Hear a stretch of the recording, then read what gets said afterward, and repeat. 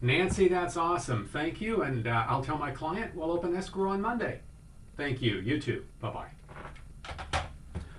I'm Bill Clausen with Coldwell Banker Residential Brokerage in Palm Desert, California. And a lot of my clients have been buying bank repo houses these days. Houses that are bank owned and then being sold on the open market after being repossessed from the last buyer.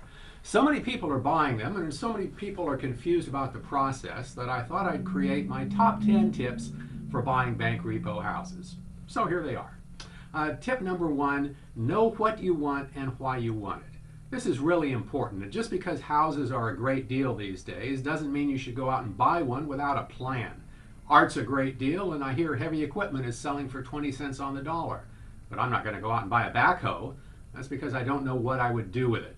Make sure you have a plan. Is it going to be a rental house? Is it going to be a vacation home? Are you going to live in it? Know why you want to invest in real estate before you take a step any farther. Number two, obtain a pre-approval letter if you're getting a mortgage.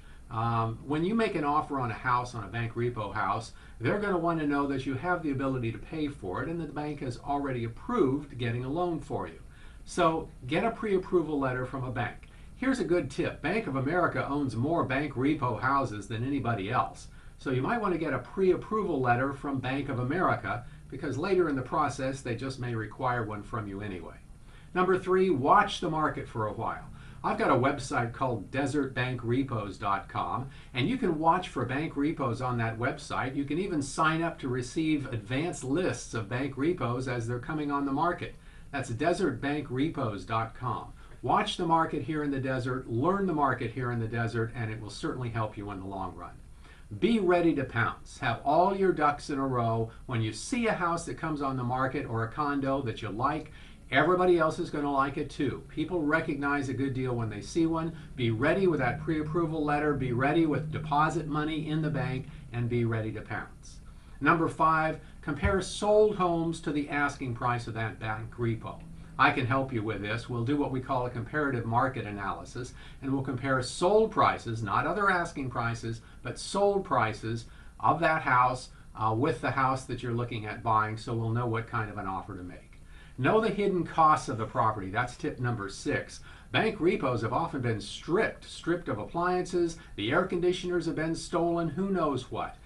We need to investigate that property and find out the hidden costs of that property. We can do that before you make an offer, or we have an investigation period after you make an offer that we can do that too.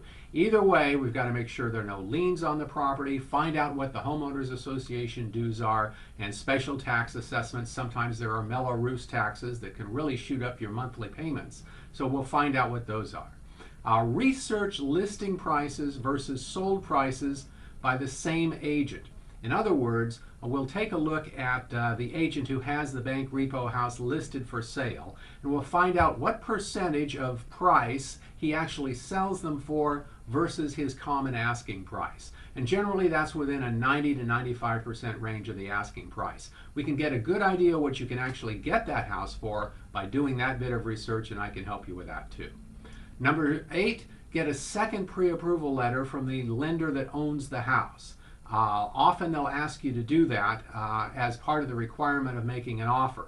So even though we've already gotten pre-approved and we know what you can afford, we may have to get a second pre-approval letter from the actual lender that owns the house. This is where getting the jump and perhaps going with Bank of America in the first place will really pay off, because they own so many of the houses you may actually be able to skip this step because you've been pre-approved already by Bank of America.